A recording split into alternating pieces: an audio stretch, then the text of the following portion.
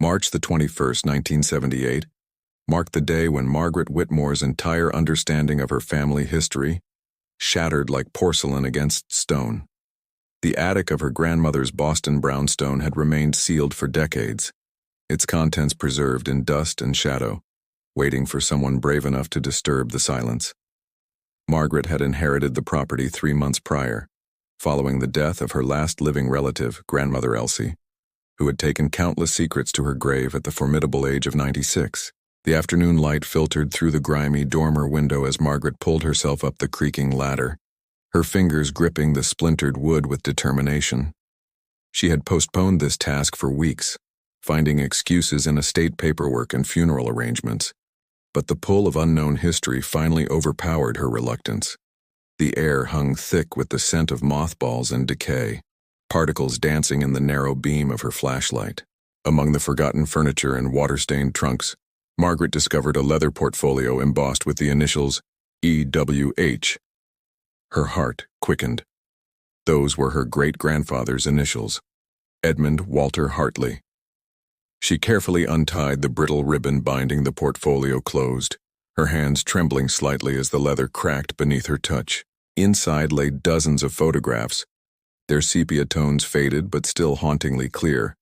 Images of stern-faced men in bowler hats, women in elaborate Gibson girl hairstyles, children posed stiffly in their Sunday finest. But one photograph arrested her attention completely, demanding she look closer, then closer still. The image showed a solitary man standing before a dilapidated Victorian house, its windows dark and empty, like the eye sockets of a skull. The man wore a long coat despite what appeared to be warm weather, given the leafy trees surrounding the property. In his right hand he gripped the handle of an old suitcase, his posture suggesting both determination and profound weariness. The house behind him tilted slightly to the left, its porch sagging, its paint peeling in long strips that reminded Margaret of peeling skin. She held the photograph closer to the window light, squinting at the details. The man's face remained partially obscured by the shadow of his hat brim, but something about his stance seemed familiar, as though she had seen this exact posture before in other family photographs. Using the magnifying glass she had brought specifically for examining old documents, Margaret began a methodical inspection of every inch of the image. Then she saw it. In the upper right window of the abandoned house, barely visible through the grime and the photograph's grain, was a face.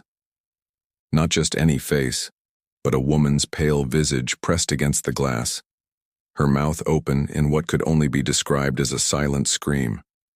Margaret's breath caught in her throat. How had no one noticed this before?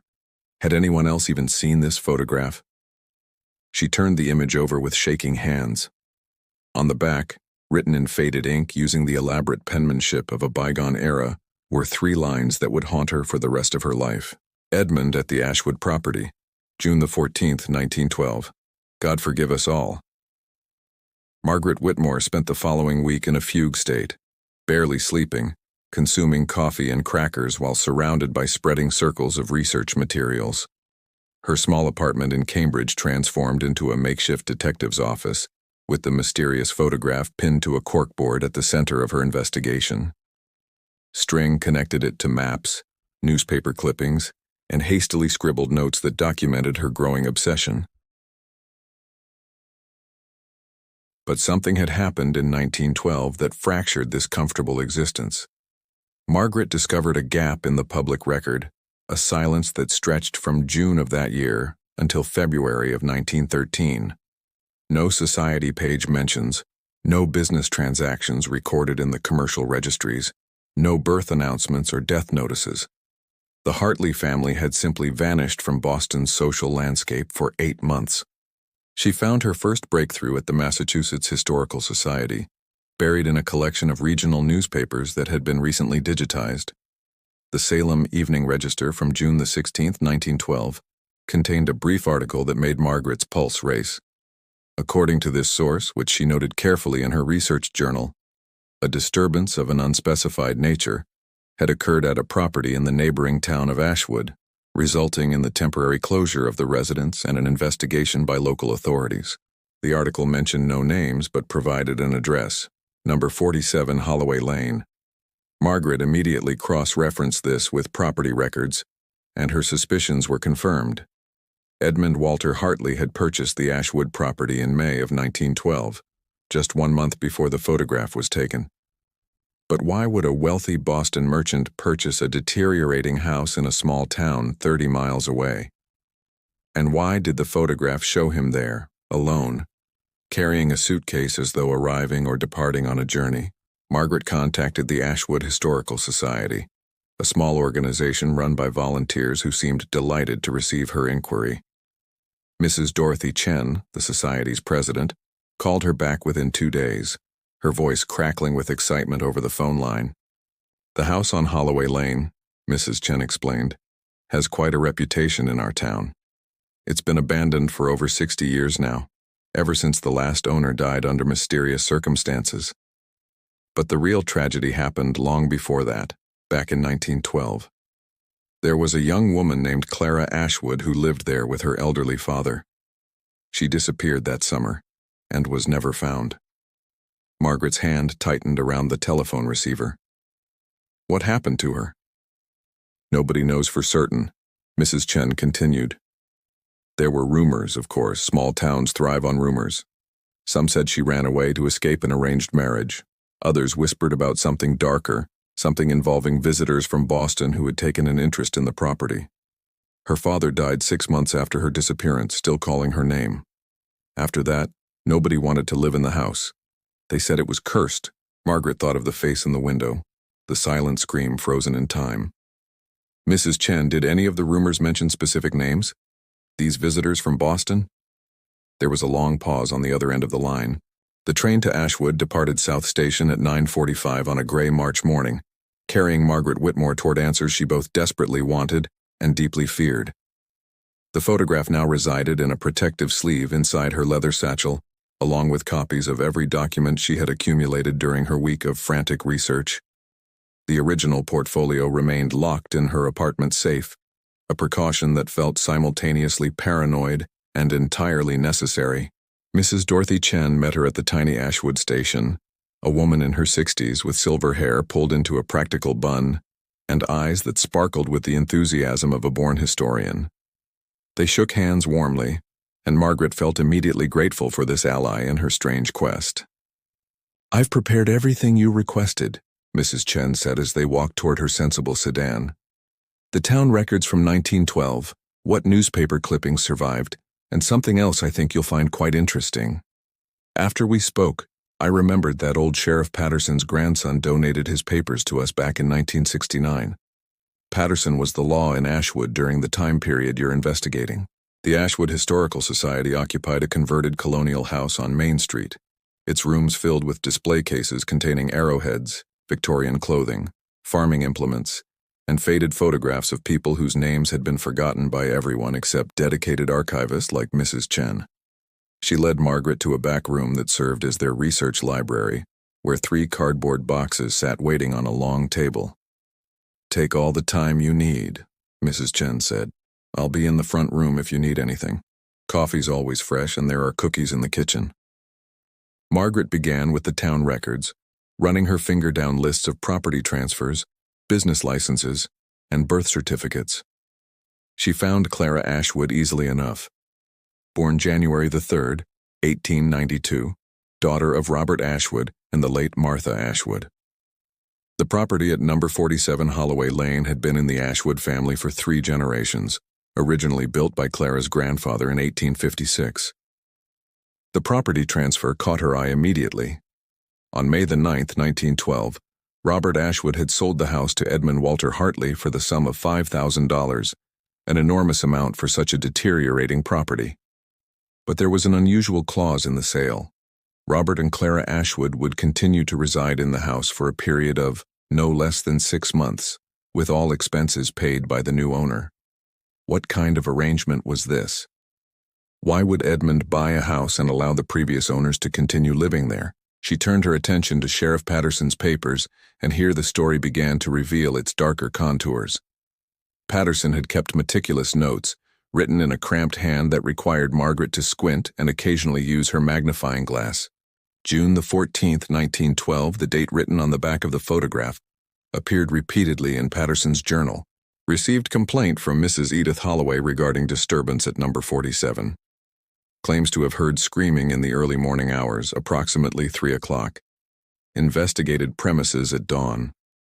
Found Mr. Ashwood in considerable distress, claiming his daughter had been taken by the visitors from Boston.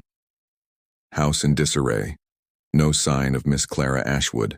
Mr. Ashwood unable or unwilling to provide coherent account of events. Margaret's hands trembled as she turned the page.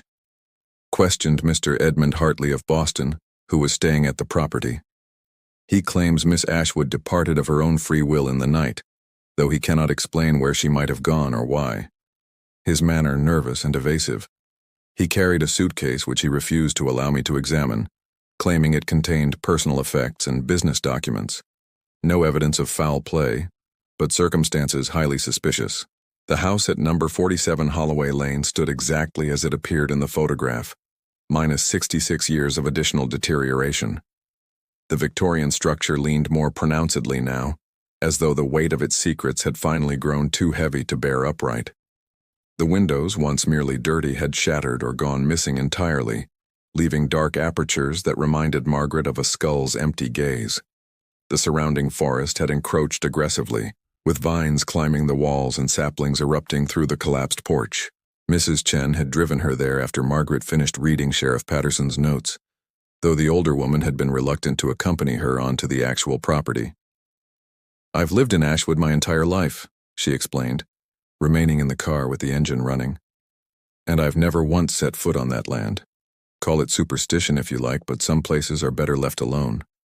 Margaret stood at the property line, the photograph in one hand and her camera in the other. She had positioned herself at approximately the same angle as the original photographer, using the surrounding trees and the house's distinctive turret as reference points. The similarity was uncanny, almost as though time had frozen on this particular patch of earth while the rest of the world continued aging. She raised her camera and snapped several shots, documenting the house from multiple angles. The afternoon sun cast long shadows across the overgrown yard, and somewhere in the distance, a crow cawed 3 times in rapid succession. Margaret suppressed a shiver and forced herself to approach the structure. The porch steps groaned under her weight but held firm.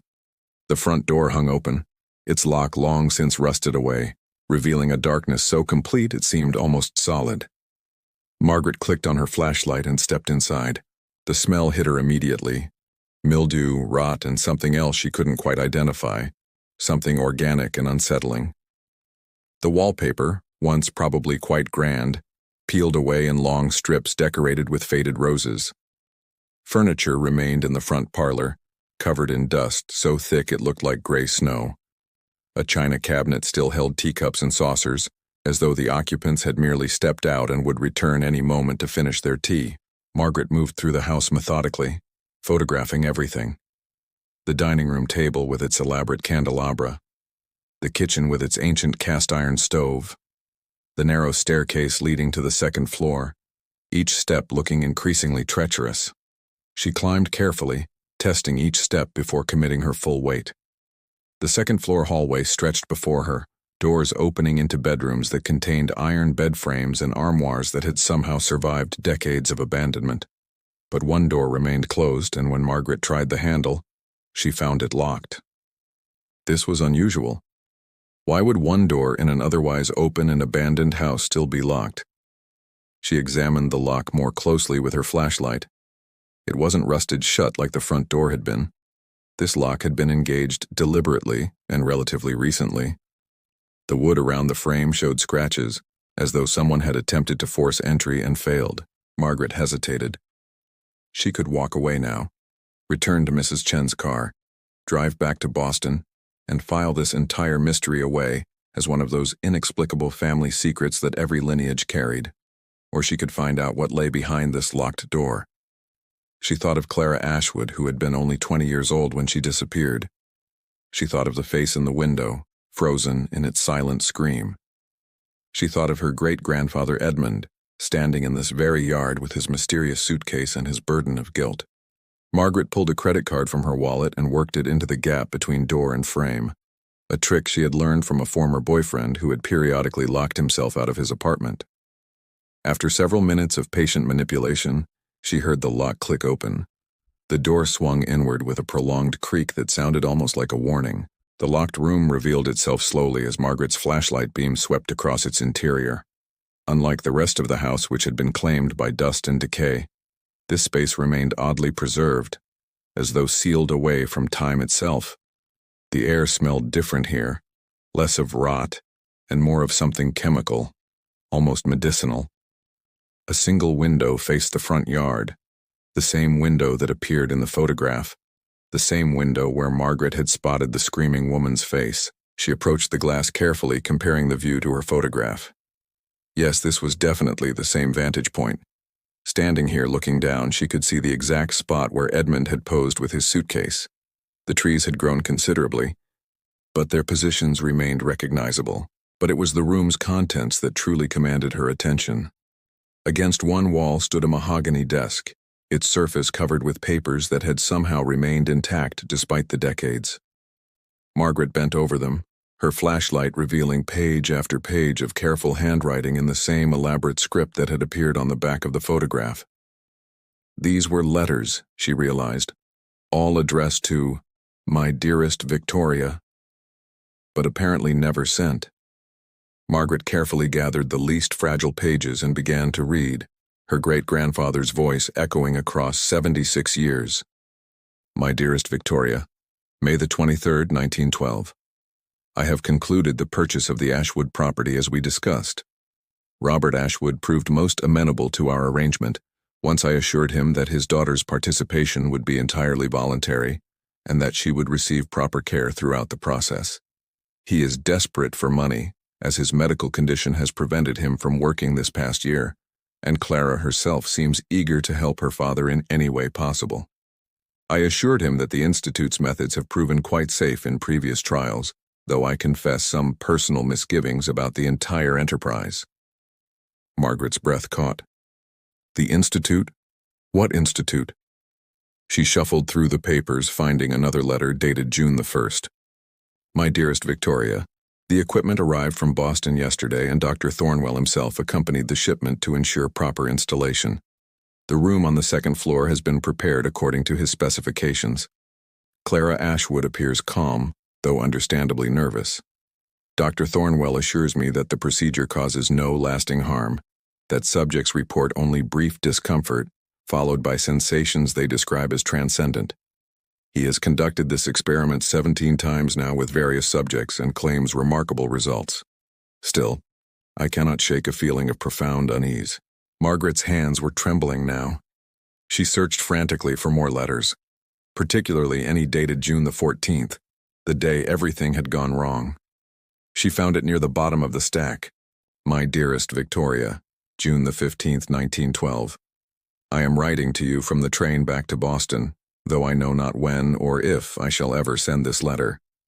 I fear I have participated in something monstrous, something that will damn my soul for eternity. Clara is dead, Victoria. Dead, though her heart still beats and her lungs still draw breath. What Dr. Thornwell did to her, what we did to her, should never have been attempted. The procedure went wrong almost immediately. She began convulsing, screaming about doors opening in her mind, about seeing things that should not be seen. When we finally managed to sedate her, her eyes remained open, staring at something none of us could perceive. Margaret had to pause, her vision blurring with tears. She wiped her eyes and continued reading. We kept her in the locked room for 3 days, hoping she might recover. But she only grew worse, speaking in languages she had never learned, describing places she had never visited, claiming that something had followed her back through the doors in her mind. On the 3rd night, she vanished. Simply vanished from a locked room. The window remained closed, the door still bolted from the outside. Yet when we entered at dawn, she was gone. In her place, we found only her nightgown and a smell like burnt copper. Dr. Thornwell fled immediately, swearing all of us to silence. Robert Ashwood descended into madness within hours. And I carried away the equipment in my suitcase, meaning to destroy it, but I cannot bring myself to touch it now. Margaret Whitmore spent the drive back to Boston in silence, Sheriff Patterson's journals and Edmund's letters carefully stored in her satchel. Mrs. Chen had asked no questions when Margaret emerged from the house pale and shaking, merely offering a steadying hand and a thermos of hot tea for the journey back to the station. Now, as her own apartment came into view through the taxi window, Margaret felt the weight of what she had discovered settling onto her shoulders like a physical burden. Her great-grandfather had been involved in some kind of medical experiment that had gone catastrophically wrong, resulting in the death or disappearance of a young woman and the subsequent cover-up by multiple parties. But what exactly had they been trying to do? What was this institute Edmund had mentioned? She spent the evening at her kitchen table, Edmund's letters spread before her like pieces of a puzzle. The name Dr. Thornwell appeared repeatedly, always in the context of the Institute's work, or the Institute's methods. But Edmund had never specified which institute, apparently assuming Victoria would already know. It was nearly midnight when Margaret remembered the leather portfolio. She had examined the photographs it contained, certainly, but had she looked at everything? She retrieved it from her safe and began removing items one by one, inspecting each with fresh eyes and new understanding. Tucked into a pocket she had previously overlooked, Margaret found a printed pamphlet, its cover decorated with an ornate seal, and the words, "The Theomachia Institute for Advanced Consciousness Studies, established 1898.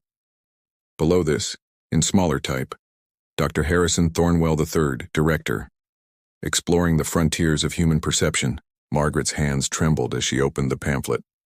Inside, flowery language described the Institute's mission: to investigate the hidden potentials of the human mind, to chart the undiscovered territories of consciousness, and to establish scientific methodologies for the exploration of what previous generations have deemed supernatural or spiritual phenomena. The pamphlet included testimonials from supposed participants in previous experiments, individuals who claimed to have experienced contact with higher dimensions, communication with discarnate intelligences, and transcendence of ordinary spatial and temporal limitations. All of the testimonials were signed only with initials, offering no way to verify their authenticity. A membership application form occupied the back page, along with an address, number 18, Beacon Street, Boston, Massachusetts. Margaret checked a current city directory, her heart pounding. Number 18 Beacon Street still existed, now occupied by a law firm on the ground floor and residential apartments above. But the building would have records, she reasoned. Historical societies, city archives, tax records. Someone, somewhere, would have documentation of who occupied that address in 1912. The next morning found Margaret at the Boston Athenaeum, one of the oldest independent libraries in America, with collections that included extensive records of the city's intellectual and scientific institutions. The librarian, a scholarly man named Mr. Pemberton who wore spectacles on a chain, listened to her inquiry with growing interest. "The Theomachia Institute," he repeated thoughtfully. "Now that's a name I haven't heard in decades. Yes, I can help you with that. Though I should warn you, what documentation exists paints a rather disturbing picture." He led her to a climate-controlled room where the Athenaeum stored its most fragile materials. From a cabinet, he withdrew a folder marked, "Organizations of Questionable Character, Early 20th Century." The Institute was shut down by the Commonwealth in 1913, Mr. Pemberton explained, setting the folder before Margaret. There was a scandal, though the details were largely suppressed. Something about unauthorized medical experiments and the suspicious death of at least one participant. The director, Dr. Harrison Thornwell III, disappeared before he could be prosecuted. He was never found. Margaret opened the folder with trembling hands. Inside, she found newspaper clippings from the Boston Globe, dated February through April of 1913. The articles were cautious in their wording, clearly written under legal constraints. But the story they told was damning enough. According to one article from March the 7th, 1913, the Institute had been conducting experiments involving extreme sensory deprivation, chemical enhancement of perception, and techniques derived from various occult traditions, in an attempt to induce what Thornwell called consciousness translocation. The Boston Globe article from March 7, 1913, continued in language that struggled to describe something that clearly disturbed its author. Margaret read it carefully in the quiet reading room of the Athenaeum, Mr. Pemberton having discreetly withdrawn to give her privacy. The Commonwealth's investigation into the Theomachia Institute has revealed practices that challenge both medical ethics and common decency. According to testimony provided by former assistant Dr. Richard Melbourne, Director Thornwell subjected participants to prolonged isolation in specially constructed chambers, during which they were administered substances of unknown composition while being exposed to rhythmic sounds and precisely timed sequences of light and darkness. Dr. Melbourne claims these procedures were intended to loosen the bonds between consciousness and physical form, though what precisely this means remains unclear. Several participants reportedly suffered lasting psychological damage. The disappearance of one young woman from the Institute's facility in June of last year remains unsolved. Margaret's throat tightened. That young woman was Clara Ashwood, though the newspaper hadn't printed her name. She turned to the next clipping, dated March the 19th. Dr. Harrison Thornwell III has failed to appear for scheduled testimony before the Commonwealth's investigating committee. His residence at number 24 Louisburg Square has been found vacant, with neighbors reporting no activity at the property for at least 3 weeks. Arrest warrants have been issued, though authorities acknowledge that the doctor may have fled to Europe or even further abroad. Among the items seized from the Institute's Beacon Street premises were detailed journals describing experiments dating back to 1900, including several entries that reference irreversible outcomes and consciousness fragmentation. The Commonwealth has ordered all such documents sealed pending further investigation. There it was. If the Commonwealth had seized Thornwell's journals, they might still exist somewhere in government archives. Margaret made a note to contact the Massachusetts State Archives first thing Monday morning. But another detail nagged at her attention. Edmund's letter had mentioned that he took equipment away in his suitcase, equipment he intended to destroy but couldn't bring himself to touch. What had happened to that equipment? Where might it be now? She thought about her grandmother Elsie's Boston brownstone, the house where she had found the leather portfolio. The house that had belonged to Edmund and Victoria originally, built in 1897 and occupied by the Hartley family until Elsie's death just 3 months ago. If Edmund had brought something back from Ashwood and hidden it, wouldn't it make sense that he would hide it in his own home? Margaret thanked Mr. Pemberton, carefully photographed the newspaper clippings with her camera, and took a taxi directly to the brownstone on Commonwealth Avenue. She still had keys, as the property wouldn't officially transfer to new owners until the estate settlement concluded. The house stood quiet in the afternoon sun, its bow windows reflecting clouds that scudded across a pearl gray sky. Inside, the air smelled of lemon polish and old wood. Grandmother Elsie had maintained the house beautifully until her final days, and it showed in the gleaming floors and dust-free surfaces. But Margaret wasn't interested in the main floors now. She wanted the basement. The cellar stairs descended into darkness that the single bulb barely penetrated. The basement had been divided into several rooms: a coal cellar from the days before oil heat, a wine cellar with empty racks, and a storage room that contained the accumulated debris of 5 generations. Margaret had briefly explored down here during her initial inventory of the estate, but hadn't paid close attention to the details. Now she looked with new eyes, searching for anything that might date back to 1912. The storage room contained steamer trunks, wooden crates marked with shipping labels from the 1890s, and furniture too damaged to use but too valuable to simply discard. She began opening trunks systematically, finding moth-eaten clothing, ancient tax records, bundled letters that would take months to properly read. Then pushed far back against the stone foundation wall, hidden behind a broken chifforobe, Margaret spotted a leather suitcase. Her breath caught. The suitcase was the right vintage, with brass fittings that had oxidized to a deep green and leather that had cracked with age. It matched almost exactly the suitcase Edmund held in the photograph. Margaret dragged it out carefully, noting how surprisingly heavy it was. The latches resisted her attempts to open them, corroded shut after decades of damp basement air. She had to fetch tools from the utility closet using a screwdriver to pry them open. The latches finally gave way with a crack. Margaret lifted the suitcase lid slowly, half expecting some dramatic revelation, perhaps a burst of light or a strange sound. Instead, she found only objects wrapped in oilcloth, each bundle carefully secured with twine that had gone brittle with age. The chemical smell she had noticed in the locked room at Holloway Lane wafted up from the interior, making her eyes water slightly. She unwrapped the first bundle carefully. Inside lay what appeared to be a metal headpiece constructed of brass and copper, with leather straps designed to secure it to someone's skull. Wires extended from multiple points on the device, terminating in small discs that might have been electrodes. The craftsmanship was remarkable in its precision, each component carefully machined and fitted together with obvious skill, yet the overall effect was deeply unsettling. This looked like something between a medical instrument and a torture device. The second bundle contained glass vials, each about the length of her finger, filled with crystalline powder in various colors: pale blue, yellowish white, and a disturbing reddish-brown. Labels adhered to each vial, written in Latin that Margaret's college education allowed her to partially translate. The blue powder was labeled Extractum Absinthium Concentratum, concentrated wormwood extract. The yellowish powder she couldn't identify, though the word solanum suggested something from the nightshade family. The reddish-brown powder was labeled simply Danger, Extreme Caution.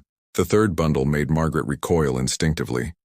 It contained a journal bound in leather, but what made her flinch was the way the cover seemed to be stained with something dark and organic. She forced herself to pick it up, using only her fingertips, and opened it to the first page. The handwriting was different from Edmund's, more angular, more hurried, less careful. The first entry was dated January the 4th, 1900.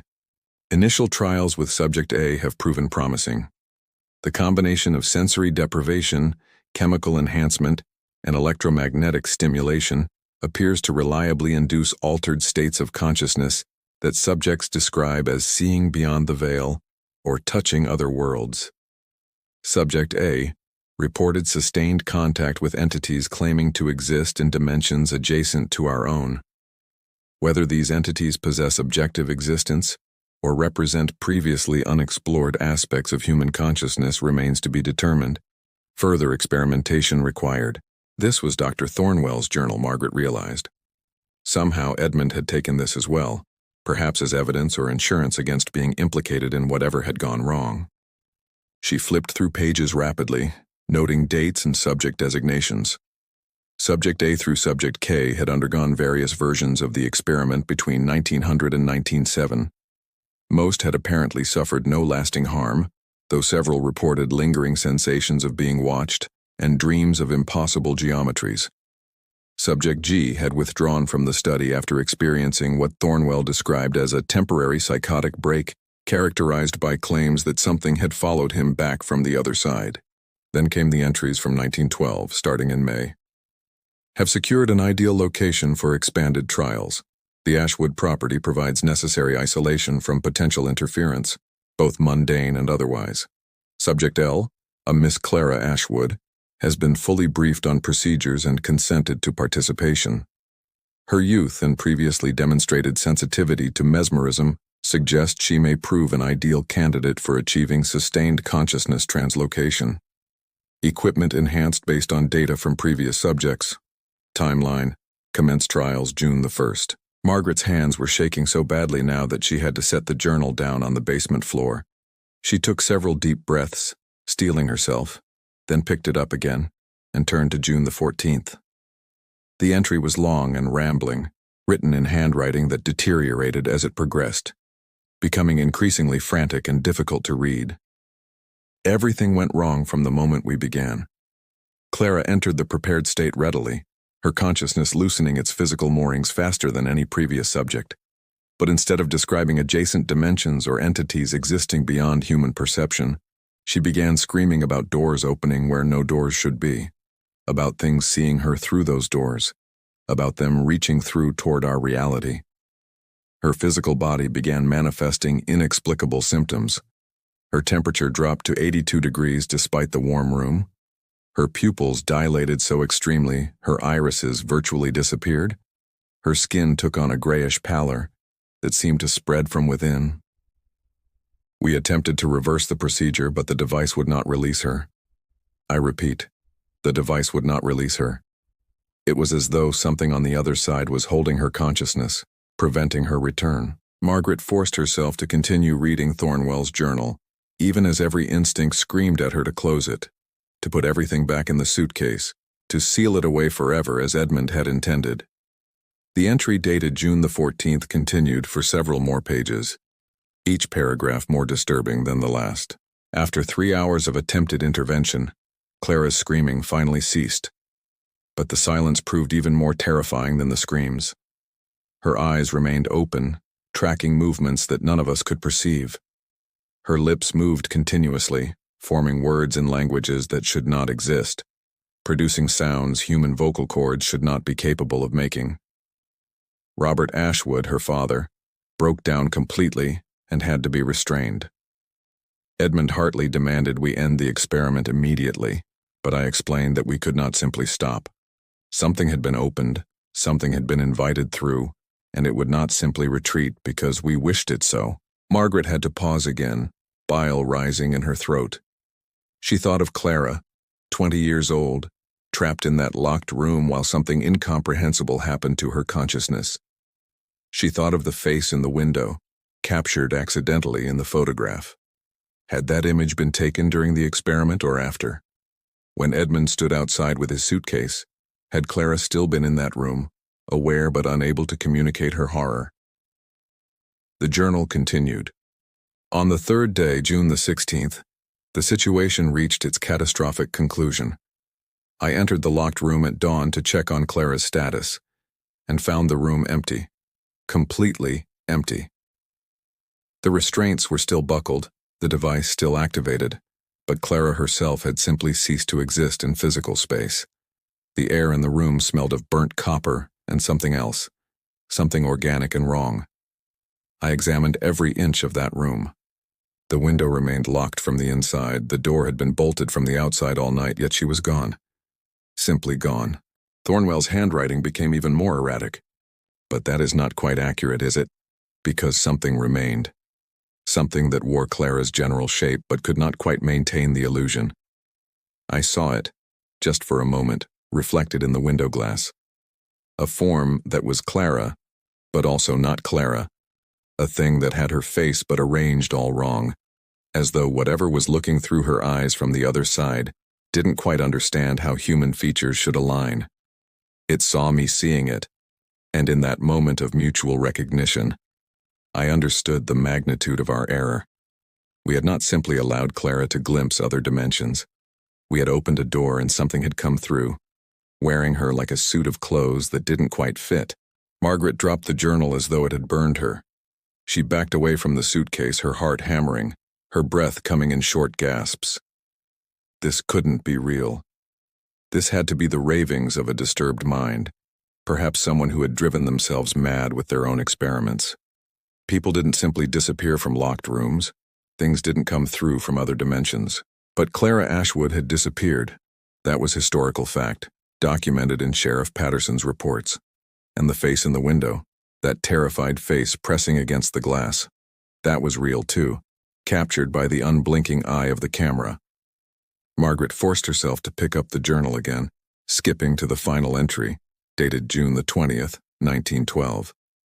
I am leaving Boston, perhaps leaving the country. Edmund Hartley has taken the device and the drugs, claiming he will destroy them, though I doubt he has the courage. I have warned him that destroying the device may not matter, that what we opened may not close simply because we wish it so. Clara's father died yesterday, still calling for his daughter, still claiming he could hear her voice in the walls. The Commonwealth will investigate soon. Rumors have already begun to spread. I have closed the Institute and destroyed what records I could. This journal I will keep as evidence of our work's significance, should history judge us less harshly than our contemporaries surely will. Then in handwriting so shaky it was almost illegible. But I must record one final observation, though it cost me my sanity to do so. Last night I saw Clara, or what appeared to be Clara, standing in the street outside my residence at 2 in the morning, looking up at my window. But her proportions were wrong somehow, her movements too fluid or not fluid enough, as though whatever wore her form had learned to mimic human motion, but couldn't quite perfect the performance. When I opened my window to call down to her, she smiled. God help me, she smiled with far too many teeth. And I understood then that what came back was not Clara at all. It was merely something that had learned to wear her face. That was the final entry. The remaining pages were blank. Margaret Whitmore sat in the basement of her grandmother's house for a long time after finishing Thornwell's journal, trying to reconcile two irreconcilable worldviews. She was a rational person, educated at Boston University, working as a librarian at a prestigious institution. She believed in facts, evidence, documentation. She did not believe in other dimensions or entities that wore human faces like masks. Yet here was the evidence. The device, the drugs, the journal, the photograph with its impossible face in the window. The historical record of Clara's disappearance from a locked room. Either she accepted that Thornwell and Edmund had stumbled onto something genuinely anomalous, or she concluded that they had driven Clara mad with their experiments, and she had somehow escaped in a moment when no one was watching, later dying of exposure or trauma, while her tormentors covered up their crime with fantastic stories. Margaret wanted desperately to believe the latter explanation. It was horrible, certainly, but at least it was comprehensible. Yet even as she tried to convince herself, she couldn't shake the memory of that face in the window, that frozen scream, that expression of terror confronting something beyond human understanding. She carefully rewrapped the device in the vials, placed Thornwell's journal on top, and closed the suitcase. Then she carried it upstairs, out the back door, and to the garden shed, where her grandmother had stored tools and supplies. Inside the shed, she found what she was looking for: a shovel and a large metal box that had once contained painting supplies. Margaret placed the suitcase inside the metal box, sealed it with electrical tape, and carried everything to the far corner of the garden, behind the overgrown rhododendrons that her grandmother had planted 40 years earlier. There she began to dig. The earth was soft from recent rain, and by late afternoon she had excavated a hole 4 feet deep. She lowered the metal box into it, paused for a moment as though giving a funeral oration, then began filling the hole back in. When she was done, she tamped down the earth carefully, spread leaves and mulch over the disturbed ground, and walked back to the house without looking back. That evening, she drafted a letter to the Massachusetts Historical Society, donating the photograph and Edmund's letters to their collection. She included no mention of the journal or the device, simply noting that these documents related to an unfortunate incident in Ashwood in 1912 that resulted in the disappearance of Clara Ashwood and contributed to Edmund Walter Hartley's subsequent decline in mental health. She also wrote to Mrs. Dorothy Chen at the Ashwood Historical Society, providing copies of Edmund's letters and suggesting they might wish to update their records regarding the Holloway Lane property.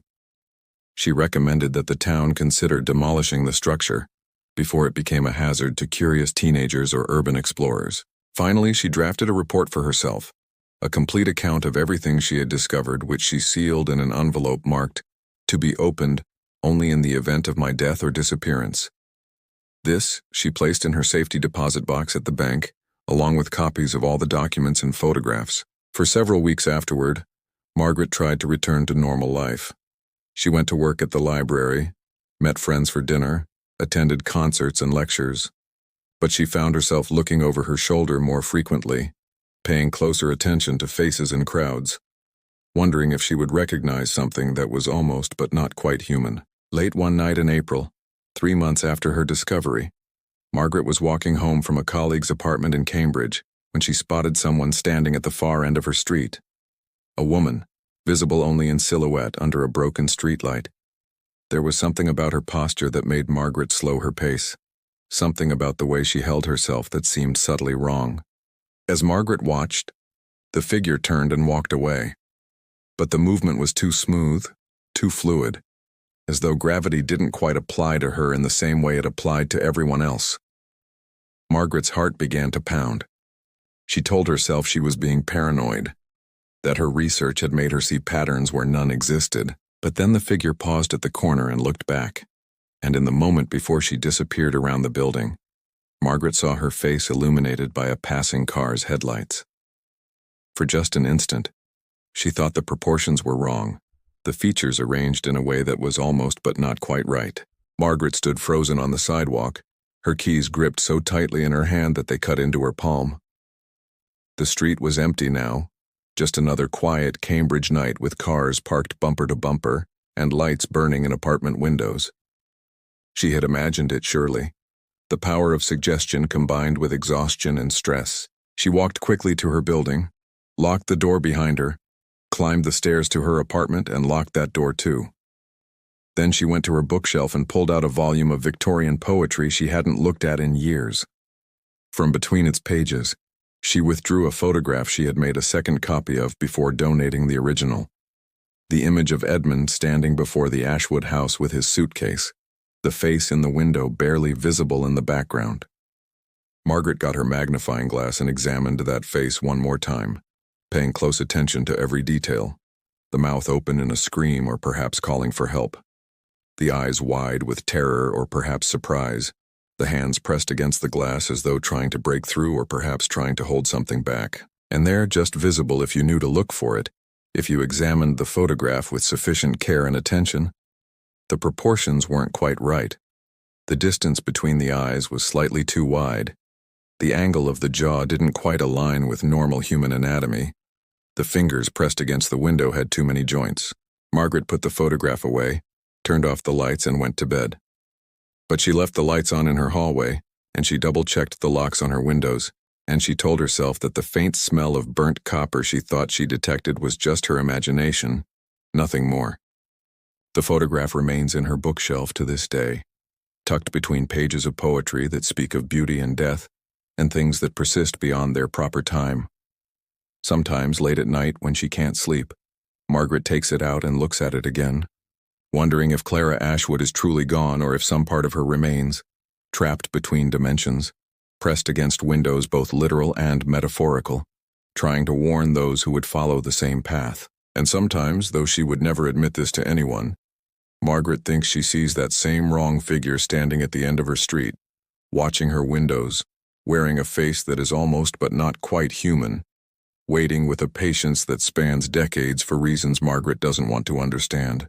The device remains buried in the garden, where it will stay until the house is eventually sold and demolished, and then perhaps will be discovered by some future owner, who will wonder at its strange construction and never know the door it once opened, the threshold it once crossed, the price that Clara Ashwood paid for science's arrogance and curiosity's cost.